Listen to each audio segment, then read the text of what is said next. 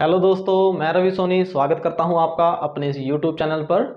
तो बच्चों, हमने अपनी प्रीवियस क्लासेस में किया था। मैंने आपको लैंग्वेज बता दिया था कि what is language, then I describe the grammar, what is grammar and the use of grammar, then I describe words, sentences, types of sentences, subject verb concord. So आज हम इसका जो ग्रामर का मेन जो एक बेस है, we can say the pillar of the grammar, or we can say any language, right?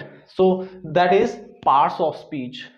कोई भी लैंग्वेज जब हम बोलते हैं तो इन चीज़ों को हम फॉलो करते हैं, तो उन सारी चीज़ों को आज हम इलेबरेट करेंगे, बड़े ही प्यार से करेंगे, आराम से करेंगे। तो I suggest you to pay your attention. तो लेट्स स्टार्ट। सबसे पहले I just want to tell you the definition कि पार्ट्स ऑफ स्पीच है क्या, तभी तो आपको समझ आएगा ना कि इसका यूज आखिर होता क्या है ग्रामर में। तो all the words put in a different category according to their functions, this categorisation is called this categorisation. देखिए, कोई भी वर्ड है जब हम बात कर रहे होते हैं, the time we speak in any language, I am not talking about English, अगर हम किसी भी लैंग्वेज में बात कर रहे होते हैं तो उस वर्ड की जो कैटेगराइजेशन है उसको पार्ट्स ऑफ स्पीच बोला जाता है। जैसे अगर मैं लिखूं कि ही प्लेज फुटबॉल, तो ही सब्जेक्ट है, प्लेज वर्ब है, फुटबॉल ऑब्जेक्ट है।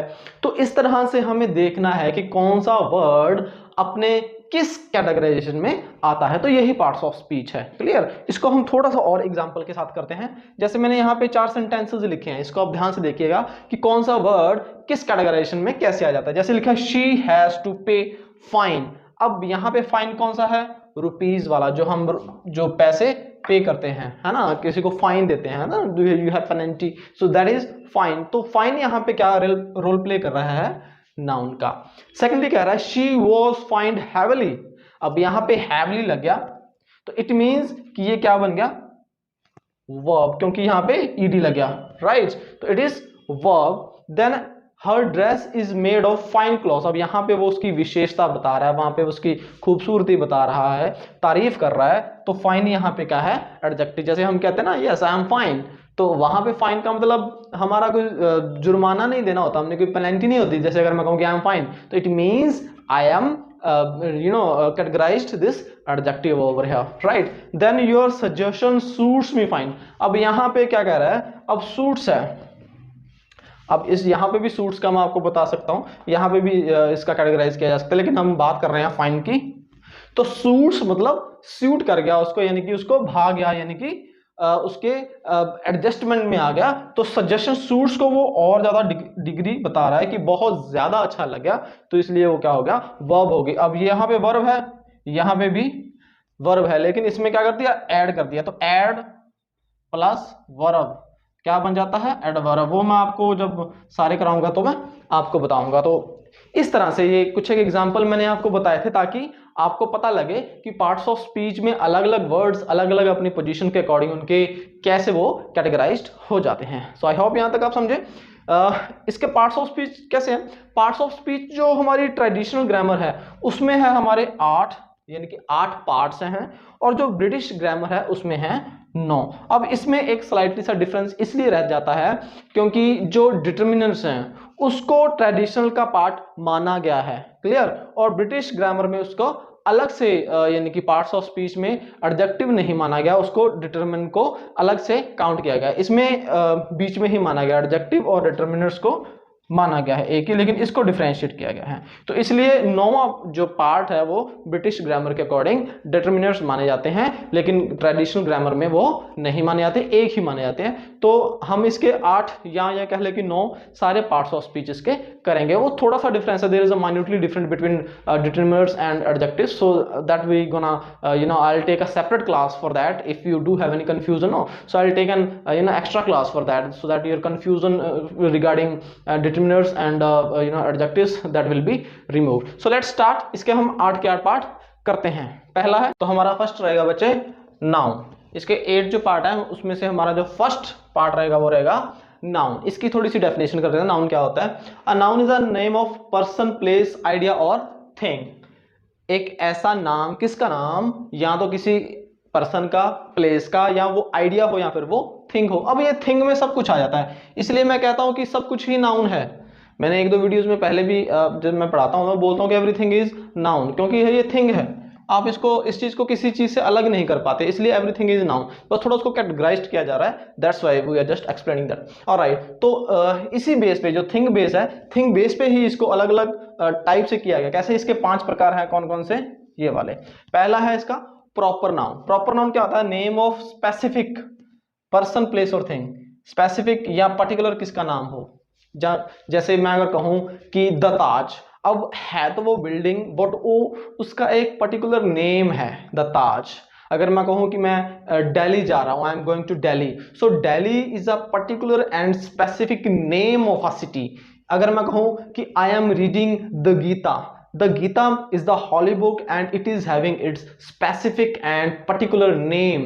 So I cannot say I am reading a book. If I say I am reading a book, it means that can be any book, the Gita, the Ramayana, my English book, science book, etc etc. So वो common नहीं रहेगी, वो एक particular एक उसका नाम हो जाएगा। So in short अगर मैं कहूँ कि किसी का पर्टिकुलर नेम या स्पेसिफिक नेम जो हम बोल के उसको बोलते हैं, जो किसी और का नहीं होता, तो उसको हम पर्टिकुलर प्रॉपर नाउन बोलते हैं। फर्स्ट होता है उसका प्रॉपर नाउन, और उसकी एक और पहचान होती है कि इसका जो फर्स्ट लेटर है दैट विल बी कैपिटल। देखो सेंटेंस का जो पहला लेटर होता है वो तो कैपिटल होता ही है, दैट ऑलवेज कैपिटल। बट अगर ये प्रॉपर नाउन है, वो जो सेंटेंस के बीच में भी आ जाता है, तब भी हम उसमें फर्स्ट जो उसका लेटर रहेगा वो कैपिटल ही यूज करेंगे। And this is the recognition of proper noun. अगर मैं कहूं कि I am reading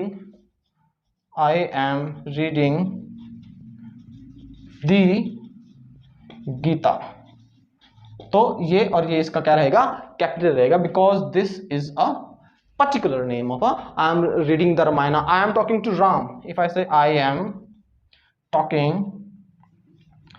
M talking to Ram, तो ये भी किसी पर्सन का नेम है, इसलिए हमारा ये फर्स्ट जो इसका लेटर है वो क्या रहेगा? Capital. So this is the recognition of proper noun. Proper नाम से ही हमें पता लग रहा है कि किसी चीज को प्रॉपरली बताना, प्रॉपर तरीके से बताना ना। तो सेकंड है इसका कॉमन। अब कॉमन क्या होता है? कॉमन होता है कि एक जनरल थिंग जो सबके लिए है और वो आम है, और वो कोई भी हो सकती है। जैसे कि अगर मैं कहूं कि बॉय, तो बॉय तो कोई भी हो सकता है। अगर मैं कहूं I was talking to a boy, तो अब उसका मुझे नाम नहीं पता, तो I am talking to a boy, वो कोई भी हो सकता है, एक्स वाई जेड, कोई नाम नहीं। अगर मैं कहूं कि I am talking to Jack, तो Jack is proper name of a boy, so that will be proper noun. और अगर मैं कहूं कि सिर्फ बॉय, तो that will be ordinary, that will be this is common noun, right. And then school, city, book. अब जैसे यहां पे लिख दिया बुक, तो बुक तो कोई भी हो सकती है, एनी काइंड ऑफ बुक। और इसी को रिलेट करें अगर नाउन के साथ, तो द गीता, इट मींस कि वो है प्रॉपर, और वो क्या है? Common noun. सिटी तो कोई भी हो सकती है, स्कूल कोई भी हो सकता है, बॉय कोई भी हो सकता है। थोड़ा सा मैं इसको दोनों को आपस में रिलेट करके बताऊं, तो बॉय कोई भी हो सकता है, प्रॉपर नाउन में कैसे बनाएंगे? जैक। स्कूल कोई भी हो सकता है, प्रॉपर नाउन में कैसे बनाएंगे?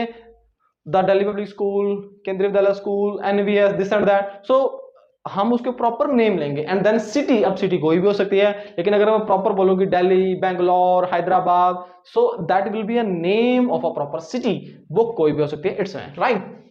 नेक्स्ट है कलेक्टिव। अब कलेक्टिव से ही आपको थोड़ा सा समझ आ रहा है कि कलेक्टिव क्या होता है। कोई चीज कलेक्ट कर देना, अ ग्रुप ऑफ पीपल और समथिंग। मेन इसका क्या है? ग्रुप। कोई भी चीज जब ग्रुप में आ जाती है, कलेक्ट हो जाती है एक जगह, बहुत सारी चीजें मिलकर जब एक चीज बना देती है, उसको हम कलेक्ट कर लेते हैं, वो कलेक्टिव नाउन बन जाता है। कैसे? जैसे मैं बोलूं आर्मी, तो आर्मी एक इंसान की तो नहीं है, there is not only one soldier, there are lot of soldier, brave soldier over there. So army is a group of so many soldiers, and that's why that is collective noun. Then society. अब society में हम जाते हैं तो वहां पे कोई एक घर नहीं होता, वहां पे कोई एक इंसान नहीं रह रहा होता, वो बहुत सारे लोगों से मिलके बनी होती है, बहुत सारे घरों से मिलके बनी होती है। तो that's why that is collect. वो बहुत सारे घर कलेक्ट हो जाते हैं, एक जगह आ जाते हैं, तो वो क्या बन जाता है? Collective noun, right. And then is committee. अब कोई कमेटी बनाता, कोई संस्था बनाता, अपनी कोई एक बंदा तो नहीं बना लेता, बहुत सारे बंदे होते हैं, लेकिन वो मिल जाते हैं, इसलिए वो कलेक्टिव। और ये हमेशा इसको आपने सिंगुलर में ही लेके चलना है, प्लूरल में नहीं लेके चलना। जब मैं आपको और थोड़ा डीपली कराऊंगा आगे जाके, तो तब मैं आपको इसके बताऊंगा कि ये सिंगुलर में आएंगे या जैसे प्लूरल में आएंगे। That it is staff. जैसे कोई भी स्टाफ है, किसी भी ऑर्गेनाइजेशन में जो स्टाफ काम कर रहा होता है, जो वर्कर्स होते हैं, कलीग्स होते हैं, there are lot of colleagues over there, so that is also count in a collective noun. वो एक ग्रुप में आ जाते होते हैं। देखो यहाँ पे क्या लिखा है, ग्रुप। बस इस चीज को आपने ध्यान में रखना। और भी बहुत सारे एग्जांपल, हर्ड है, कैटल्स हैं, जो झुंड चल के चलता है, तो वो भी कलेक्टिव यानी कि वन काउंट किया जाता है। तो keep this in mind. Material यानी कि मेटल, इसको आपने ध्यान में रखना है। मेटल, मेटल क्या होता है, धातु। A substance used to make something, एक ऐसी धातु जो कोई भी चीज बनाने के काम आती है। जैसे मेरे हाथ में ये मार्कर है, तो ये प्लास्टिक का बना है। ये मेरे हाथ में डस्टर है, ये प्लास्टिक का बना है। बोर्ड है, लकड़ी का बना है। और भी बहुत सी चीजें हैं, कोई लोहे से बनी है, कोई गोल्ड से बनी है, कोई थ्रेड से बनी है। इवन वाटर, जो पानी है, वो भी धातु में काउंट होगा, यानी कि वो भी मटेरियल नाउन में काउंट होगा। इसलिए तो मैंने कहा ना स्टार्टिंग में कि थिंग, जो भी थिंग है, ये सारी थिंग्स हैं जितनी मैंने लिखी हैं, तो सब कुछ ही नाउन है, लेकिन उसको थोड़ा कैटेगराइज किया गया है, उसको अलग अलग चीज में रखा गया है। जैसे मैं बोलूं कि पढ़ाई, पढ़ाई तो स्कूल में सब होती है, लेकिन उसको कैटेगराइज किया जाता है स्कूल में, क्लास वाइज, सब्जेक्ट वाइज। तो बस वही चीज है। क्लियर? लास्ट है, आई थिंक कि आप ये समझ गए। इसके एग्जांपल है iron, gold, would, plastic, water. तो ये और भी सारी, एल्यूमिनियम हो गया, वुड हो गई, there are lot of other metals. So you have to keep this in your mind that whatsoever the thing, if I talk about things which is made by the substance of some metals, that will be material noun. Last हमारा abstract noun. Abstract noun में क्या होता है, देखो abstract noun में होता है feelings और आइडियाज ना, फीलिंग्स और आइडियाज। देखो फीलिंग्स को हम टच नहीं कर सकते, लेकिन उसको हम फील कर सकते हैं। इसमें लिखा भी हुआ है, कैनॉट टच बट फील। अब फीलिंग्स है, आइडिया है, इमोशंस है, क्वालिटी है, इसको क्या हम टच कर सकते हैं? No, never. We can only feel it. तो कोई ऐसी चीज जिसको हम सिर्फ फील कर सकें, टच ना कर सकें। अब जैसे इसमें एग्जांपल लिखा है एंग्री। अब angry you cannot touch but you can feel, happy you cannot touch you can feel, honest और poor, rage, this and that। ऐसी कोई भी चीज या इमोशंस जो होते हैं हमारे, वो सब किस में आएंगे? अब्स्ट्रैक्ट नाउन में। फीलिंग्स, आइडिया, इमोशंस, क्वालिटी, ये किस में आएंगे? हमारे अब्स्ट्रैक्ट नाउन में। तो I just revise you again the things. There are 5 types of noun. Parts of speech हमारे 8 हैं। उसमें जो पहला पार्ट है वो है नाउन। और नाउन आगे कितने प्रकार के होते हैं? 5 प्रकार के होते हैं, जिसमें उसमें पहला है proper noun, then common noun, collective noun, material noun and then abstract noun. इनको अलग अलग कैटेगराइज किया गया। A name of particular thing that is proper noun. और जो कॉमन है सबके लिए वो कॉमन। थर्ड हमारा रहेगा कलेक्टिव, जो बहुत सारी चीजें मिलके बनाते हैं। और हमारा फोर्थ रहेगा मटेरियल नाउन, कोई धातु से मिलके बना होता है। और हमारा लास्ट रहेगा अब्स्ट्रैक्ट नाउन, जिसमें हमारी फीलिंग्स होती हैं, हमारे भाव होते हैं। We can feel only, we can not touch it. So there are 5 types of nouns I have discussed today. I hope you might have got the things. और इसमें सिंगुलर और प्लूरल भी होते हैं। इसके लिए अलग से क्लास लेनी पड़ेगी, क्योंकि इसमें अभी हम सिर्फ पार्ट्स ऑफ स्पीच के इसके पार्ट्स कर रहे हैं। इसको ब्रीफली जो अलग से रहेंगे, सिंगुलर नाउन, प्लूरल नाउन, और उसके muscular noun, famine noun, neutral noun, common noun, तो ये सारे मैं आपको अलग क्लास में कराऊंगा। अभी हम इसके 8 पार्ट्स करने हैं। सो आई होप आपको आज की मेरी ये क्लास पसंद आई होगी। तो till then keep learning, keep smiling. Thank you. जय हिंद, जय भारत।